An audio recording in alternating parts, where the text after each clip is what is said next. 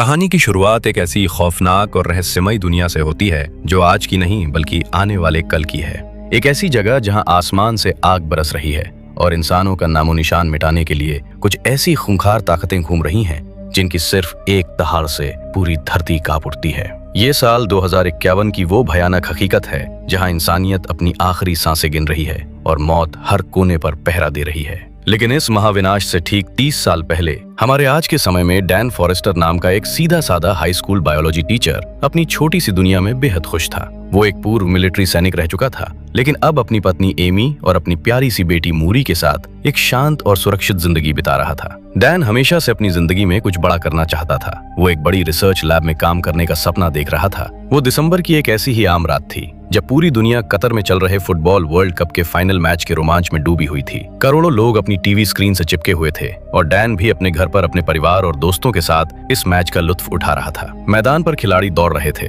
Live broadcast के दौरान ही मैदान के ठीक बीचों बीच अचानक एक रहस्यमयी और चमकीली बिजली कड़कने लगी। नीली और जादुई रोशनी का एक विशाल बवंडर सा बन गया, जिसे देखकर मैदान पर मौजूद खिलाड़ी और रेफरी जान बचाकर पीछे भागने लगे। पूरी दुनिया इस लाइव नजारे को देखकर सन्न रह गई थी कि आखिर ये क्या बला है। तभी उस घने धुएं और कड़कती बिजली के बीच से कुछ साए उभरते हुए दिखाई दिए। जब रोशनी शांत हुई तो वहां आधुनिक हथियारों से लैस सैनिकों का एक पूरा दस्ता खड़ा था, जिनकी कमान एक महिला कमांडर के हाथ में थी। उस महिला सैनिक ने बेहद गंभीर और कांपती हुई आवाज में ऐलान किया कि वे लोग कोई एलियन या दुश्मन नहीं है, बल्कि वे इसी धरती के इंसान हैं जो भविष्य से यानी साल 2051 से टाइम ट्रेवल करके यहाँ पहुंचे हैं। उसने बताया कि ठीक 30 साल बाद धरती पर एक ऐसी खतरनाक और अज्ञात एलियन प्रजाति ने हमला कर दिया है जिसे वे व्हाइट स्पाइक्स कहते हैं। ये जीव इतने खूंखार और बेरहम हैं कि उन्होंने इंसानों को बेरहमी से काटकर खाना शुरू कर दिया है। भविष्य की सेना उनके सामने पूरी तरह घुटने टेक चुकी है और अब केवल कुछ लाख इंसान ही जिंदा बचे हैं। अगर आज की दुनिया के लोगों ने उनकी मदद नहीं की तो अगले 11 महीनों के भीतर पूरी मानव जाति का इस ब्रह्मांड से नामो निशान हमेशा के लिए मिट जाएगा। इस खौफनाक और दिल दहला देने वाले ऐलान ने पूरी दुनिया को एक गहरे सन्नाटे और खौफ में डाल दिया। डैन भी अपनी बेटी का हाथ पकड़े स्क्रीन को घूर रहा था। उसे समझ में नहीं आ रहा था कि इस असंभव सी दिखने वाली चेतावनी पर कैसे यकीन किया जाए। दुनिया के सभी बड़े देशों ने मिलकर एक आपातकालीन कदम उठाया। भविष्य की जंग को जीतने के लिए वर्तमान समय से सैनिकों को टाइम पोर्टल के जरिए साल 2051 में भेजना शुरू किया गया। इस अजीबोगरीब टाइम ट्रैवल मशीन को जंपलिंक नाम दिया गया था, लेकिन भविष्य की वो जंग इतनी भयानक थी कि वहां से वापस लौटने वाले सैनिकों की तादाद न के बराबर थी। अब सेना में भर्ती होने के लिए किसी ट्रेनिंग या मर्जी की जरूरत नहीं थी, बल्कि सरकार ने आम नागरिकों को जबरदस्ती इस जंग में झोंकना शुरू कर दिया। एक अनिवार्य ड्राफ्ट सिस्टम लागू किया गया, जिसके तहत किसी भी आम नागरिक का नाम कभी भी इस मौत के मिशन के लिए चुना जा सकता था। इसी बीच डैन अपनी जिंदगी को सामान्य बनाए रखने की पूरी कोशिश कर रहा था, लेकिन वो जानता था कि खतरा बहुत करीब है। एक दिन जब वो अपने स्कूल में बच्चों को पढ़ा रहा था तो क्लास के बच्चे पढ़ाई पर ध्यान देने के बजाय बेहद उदास और डरे हुए थे। बच्चों का कहना था कि जब 30 साल बाद दुनिया खत्म ही होने वाली है तो आज पढ़ाई करने का क्या फायदा। डैन उन्हें समझाने की कोशिश करता है कि उम्मीद कभी नहीं छोड़नी चाहिए, लेकिन अंदर से वो खुद भी इस अनजाने डर से कांप रहा था। शाम को जब डैन घर लौटता है, घर के दरवाजे पर 2 सरकारी अधिकारी खड़े थे। उनके हाथों में एक डिजिटल ब्रेसलेट था जिसे वे डैन की कलाई पर जबरदस्ती पहना देते हैं। ये ब्रेसलेट एक ट्रैकिंग डिवाइस और टाइम ट्रैवल का टिकट था। अधिकारियों ने ठंडी आवाज में घोषणा की कि डैन फॉरेस्टर का नाम भविष्य की जंग के लिए चुन लिया गया है। उसे ठीक 7 दिनों के बाद साल 2051 की उस खौफनाक जंग में जाना होगा, जहां से जिंदा लौटने की उम्मीद सिर्फ 30% थी। डैन के पैरों तले से जमीन खिसक गई। उसकी पत्नी एमी फूट फूट कर रोने लगी और उसकी नन्ही बेटी मूरी अपने पिता को इस तरह मौत के मुंह में जाते देख सहम गई। जबरदस्ती कलाई पर पहनाया गया वो डिजिटल ब्रेसलेट डैन के लिए एक ऐसा डेथ वारंट था जिसे वो चाहकर भी फाड़ नहीं सकता था। अगर कोई इस ब्रेसलेट को काटने या निकालने की कोशिश करता तो वो तुरंत लॉक हो जाता और सीधे जेल या मौत की सजा तय थी। डैन के सामने अब 2 ही रास्ते थे, या तो वो अपनी किस्मत के आगे घुटने टेक दे और 7 दिन बाद मौत के उस कुएं में कूद जाए, या फिर अपनी जान बचाने का कोई आखिरी रास्ता तलाशे। इस लाचारी और गुस्से के बीच डैन को अपने पिता जेम्स फॉरेस्टर की याद आती है। जेम्स वियतनाम युद्ध के एक बेहद काबिल और अनुभवी सैनिक रह चुके थे, लेकिन जंग के खौफनाक सायों ने उन्हें एक बागी और सनकी इंसान बना दिया था। वे अब सरकार से दूर घने जंगलों के बीच हथियारों के एक अवैध ठिकाने पर अकेले रहते थे।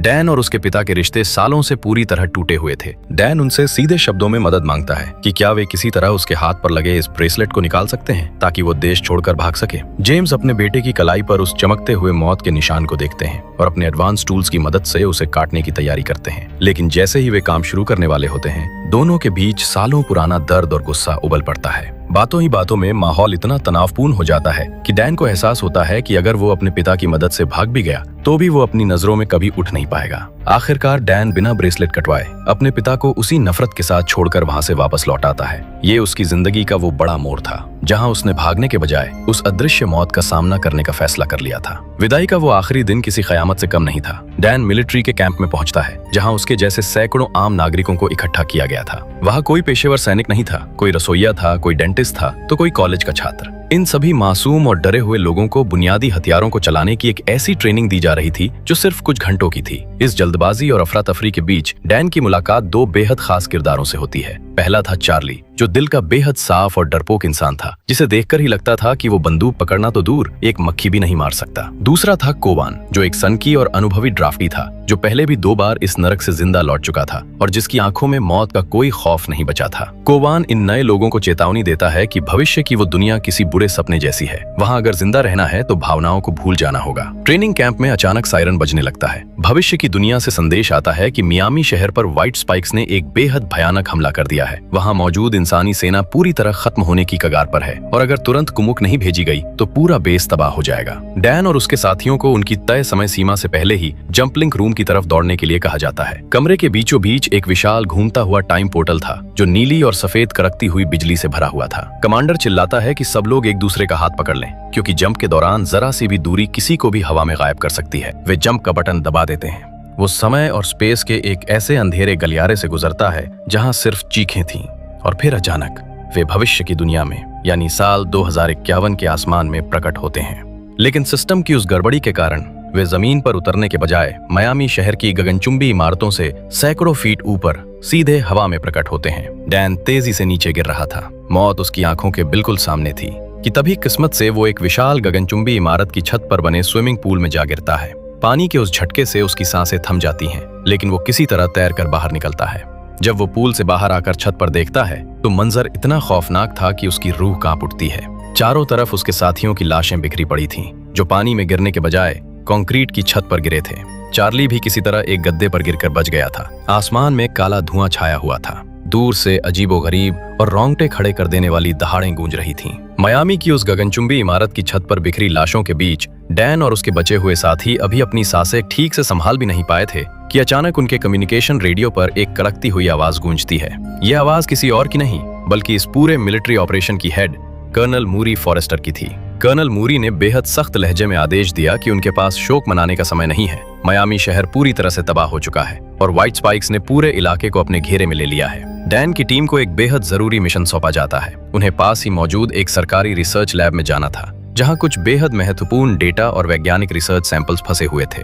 अगर वो डेटा दुश्मनों के हाथ लग जाता या जलकर खाक हो जाता तो इंसानियत इस जंग को जीतने का आखिरी मौका भी खो देती। डैन अपनी बंदूक संभालता है और चार्ली और कोवान जैसे बचे हुए साथियों को समेटकर इमारत के अंदर अंधेरे सीढ़ियों के रास्ते नीचे उतरने लगता है। अंदर लैब के सारे वैज्ञानिक मारे जा चुके थे, लेकिन किस्मत से मुख्य कंप्यूटर अभी भी काम कर रहा था। डैन तेजी से आगे बढ़ता है और उन जरूरी फाइलों को एक ड्राइव में डाउनलोड करने लगता है। चार्ली दरवाजे पर पहरा दे रहा था। उसकी सांसें तेजी से चल रही थीं। तभी अचानक लैब के वेंटिलेशन डक्ट के अंदर से कुछ बेहद अजीब और रोंगटे खड़े कर देने वाली सरसराहट की आवाजें आने लगती हैं और उसके साथ ही सामने आता है वो खौफनाक मंजर जिसका डर पूरी दुनिया को था। ये उनका पहला सामना था एक व्हाइट स्पाइक से। वो अपनी जगह से उछला और पलक झपकते ही डैन के एक साथी पर हमला कर दिया। डैन चिल्लाता है, फायर! और पूरी टीम एक साथ उस राक्षस पर गोलियों की बौछार कर देती है।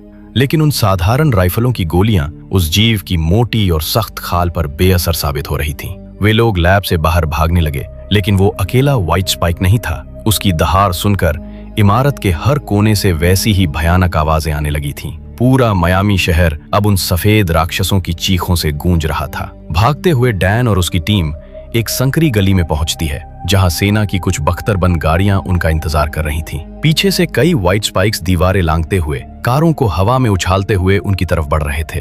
गाड़ियां उन्हें सुरक्षित मिलिट्री के मुख्य कमांड सेंटर ले आती हैं, जो समुद्र के बीचों बीच बने एक विशाल मिलिट्री प्लेटफॉर्म पर स्थित था। वहां पहुंचकर डैन उस जरूरी डेटा को कर्नल मूरी फॉरेस्टर के हवाले करने के लिए उनके मुख्य दफ्तर में जाता है। जैसे ही डैन उस सख्त और गंभीर महिला कमांडर के सामने खड़ा होता है, वो कर्नल के चेहरे को गौर से देखता है। कर्नल मूरी भी डैन को देखकर एक पल के लिए ठहर जाती हैं। उनकी आंखों में एक अजीब सा दर्द और पहचान का एहसास उभर आता है। डैन के पैरों तले से जमीन तब खिसक जाती है जब कर्नल मूरी उसे अकेले में बुलाती हैं और बेहद भावुक होकर कहती हैं, हेलो डैड।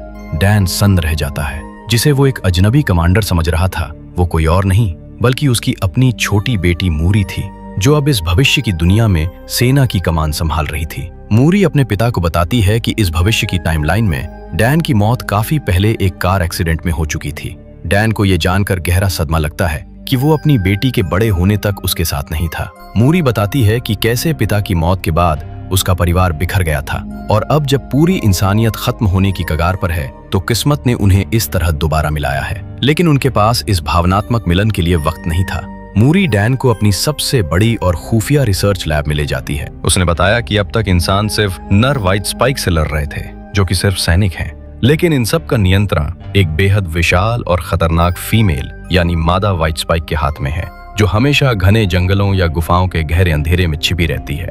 नर व्हाइट स्पाइक्स अपनी जान देकर भी अपनी इस रानी की रक्षा करते हैं। मूरी ने एक ऐसा केमिकल टॉक्सिन यानी जहर तैयार कर लिया था जो नर व्हाइट स्पाइक्स को पल भर में मार सकता था, लेकिन वो जहर इस मादा व्हाइट स्पाइक पर बेअसर साबित हो रहा था। मूरी का मानना था कि अगर वे किसी तरह उस मादा व्हाइट स्पाइक को जिंदा पकड़ लें तो उसके डीएनए और खून के सैंपल्स की मदद से एक ऐसा अचूक जहर बनाया जा सकता है जो इस पूरी एलियन प्रजाति का एक झटके में खात्मा कर देगा। मूरी अपने पिता डैन और उसकी टीम को इस सबसे खतरनाक मिशन पर अपने साथ चलने के लिए कहती है। मिशन की शुरुआत होती है एक घने और वीरान पहाड़ी इलाके में, जहां मूरी के रडार ने मादा व्हाइट स्पाइक की मौजूदगी का पता लगाया था। जैसे ही इंसानी सैनिकों ने उस पर जाल फेंकने की कोशिश की, उसने अविश्वसनीय फुर्ती से हमला कर दिया। उसने अपने टेंटिकल्स से पलक झपकते ही 3 सैनिकों को हवा में उछाला और गुफा की चट्टानों पर दे मारा। मूरी चिल्लाई, इस पर केवल नशीली गोलियां चलाओ, हमें ये जिंदा चाहिए। डैन और कोवान ने अपनी बंदूकों से लगातार ट्रैंक्विलाइजर डार्ट्स दागने शुरू किए। जहर के असर से वो मादा जीव और ज्यादा पागल हो गई। जब मादा व्हाइट स्पाइक मूरी की तरफ झपटी तो डैन ने बीच में आकर एक भारी लोहे की जंजीर उसके गले में डाल दी और उसे एक मजबूत चट्टान के चारों तरफ लपेट दिया। जैसे ही वे लोग उस भारी जीव को एक मजबूत बख्तरबंद पिंजरे में बंद करके गुफा से बाहर निकालने लगे, दूर पहाड़ियों से हजारों नर व्हाइट स्पाइक्स की भयानक दहाड़े गूंज उठी। उन्हें अपनी रानी के पकड़े जाने का एहसास हो चुका था। डैन और मूरी की टीम ने बिना एक पल गवाए उस भारी पिंजरे को मिलिट्री के कार्गो हेलीकॉप्टर से बांधा। नीचे मौजूद व्हाइट स्पाइक्स ने हवा में उछल उछल कर हेलीकॉप्टर के टायरों को पकड़ने की कोशिश की। पायलट ने सूझबूझ दिखाई और हेलीकॉप्टर को पूरी रफ्तार से समुद्र के बीचों बीच बने फोर्ट डैक्स मिलिट्री प्लेटफॉर्म की तरफ भगा लिया। फोर्ट डैक्स की अत्याधुनिक लैब में मूरी ने तुरंत काम शुरू कर दिया। मूरी ने उस मादा व्हाइट स्पाइक्स के खून के सैंपल्स को अपने बनाए हुए रसायनों के साथ मिलाया। कई कोशिशें नाकाम रही। कंप्यूटर स्क्रीन पर बार बार फेलियर का मैसेज आ रहा था, लेकिन मूरी की जिद और डैन के हौसले ने आखिरकार रंग दिखाया। कंप्यूटर स्क्रीन पर हरी लाइट चमकी। एक ऐसा सटीक और अचूक बायोवेपन यानी जहर तैयार हो चुका था जो न सिर्फ नर बल्कि उस रीढ़ की हड्डी यानी मादा व्हाइट स्पाइक को भी पल भर में कोशिकीय स्तर पर खत्म कर सकता था। ये पूरी इंसानियत की जीत का जश्न मनाने का पल था, लेकिन किस्मत को कुछ और ही मंजूर था। तभी अचानक पूरे फोर्ट डैक्स प्लेटफॉर्म पर रेड अलर्ट कर सायरन बज उठा। लाखों की तादाद में व्हाइट स्पाइक्स समंदर को तैर कर पार कर रहे थे और फोर्ट डैक्स के लोहे के खंभों पर चींटियों की तरह चढ़ रहे थे। वे अपनी रानी को छुड़ाने और इस आखिरी इंसानी बेस को मिटाने के लिए अपनी पूरी प्रजाति की ताकत झोंक चुके थे। मूरी ने तुरंत उस तैयार किए गए जहर के सैंपल्स को एक बेहद सुरक्षित कंटेनर में डाला और उसे डैन के हाथों में सौंप दिया। उसने कहा, डैड, आपको इसे लेकर वापस अतीत में जाना होगा। हमारी दुनिया खत्म हो चुकी है, लेकिन आप आज की इस रिसर्च को 30 साल पहले ले जाकर उस समय की दुनिया को बचा सकते हैं। यही एक आखिरी रास्ता है। डैन ने अपनी बेटी का हाथ कसकर पकड़ लिया। वो उसे इस नरक में अकेला छोड़कर जाने के लिए बिल्कुल तैयार नहीं था, लेकिन व्हाइट स्पाइक्स लैब के दरवाजे को तोड़कर अंदर घुस चुके थे। इसी अफरा तफरी के बीच एक विशाल व्हाइट स्पाइक ने मूरी पर हमला कर दिया और उसे प्लेटफॉर्म के खुले किनारे की तरफ खींच ले गया, जहां नीचे सिर्फ सुलगती हुई आग और समंदर का खौफनाक मंजर था। डैन ने झुककर उसका हाथ पकड़ने की कोशिश की, लेकिन दूरी बहुत ज्यादा थी। मूरी ने अपने पिता की आंखों में देखा। वो जानती थी कि अगर डैन उसे बचाने में समय बर्बाद करेगा तो वो जहर अतीत में नहीं पहुंच पाएगा और पूरी इंसानियत का अंत हो जाएगा। और इससे पहले कि डैन कुछ कर पाता, मूरी ने अपना हाथ छोड़ दिया और वो नीचे आग की लपटों में समा गई। ठीक उसी पल डैन की कलाई पर लगा डिजिटल ब्रेसलेट चमकने लगा। उसका 7 दिनों का समय पूरा हो चुका था। जंपलिंक ने उसे अपनी तरफ खींचना शुरू किया और एक जोरदार नीले धमाके के साथ डैन उस भविष्य के नरक से गायब हो गया, अपनी बेटी के बलिदान और इंसानियत को बचाने की आखिरी उम्मीद को अपने सीने से लगाए। जब डैन की आंखें दोबारा खुलती हैं तो वो साल 2051 के उस खौफनाक नरक से दूर अपनी पुरानी और सुरक्षित आज की दुनिया के अस्पताल में लेटा हुआ था। उसके हाथ में मूरी का दिया हुआ वो कीमती जहर का कंटेनर सुरक्षित था। लेकिन जब वो टीवी चालू करता है तो उसे पता चलता है कि भविष्य की दुनिया का वो टाइम पोर्टल पूरी तरह से नष्ट हो चुका है। इसका मतलब साफ था कि भविष्य की जंग इंसान पूरी तरह हार चुके थे और अब टाइम ट्रैवल करके दोबारा वहां जाना नामुमकिन था। पूरी दुनिया में हाहाकार मचा हुआ था कि अब इंसानियत को कोई नहीं बचा सकता। लेकिन डैन हार मानने के लिए तैयार नहीं था। उसे अपनी बेटी मूरी को दिया हुआ वो आखिरी वादा पूरा करना था। उसने दुनिया के बड़े वैज्ञानिकों और सेना के अधिकारियों को वो जहर सौंपा और कहा कि वे इसका बड़े पैमाने पर उत्पादन शुरू करें ताकि जब 30 साल बाद वो एलियंस हमला करें तो इंसान पहले से तैयार रहें। लेकिन तभी डैन के दिमाग में एक बेहद चौंकाने वाला और वैज्ञानिक विचार आता है जो इस पूरी कहानी का रुख ही बदल देता है। डैन अपने स्कूल के एक बेहद होनहार और भूगोल में रुचि रखने वाले छात्र और एक ज्वालामुखी वैज्ञानिक के साथ मिलकर रिसर्च शुरू करता है। डैन सोचता है कि साल 2051 में वे जीव अचानक आसमान से नहीं टपके थे, बल्कि वे इसी धरती पर कहीं छिपे हुए थे। भविष्य की सेना ने हमेशा यही सोचा कि एलियंस ने साल 2051 में अंतरिक्ष से हमला किया क्योंकि उनके जहाज उसी समय दिखाई दिए थे।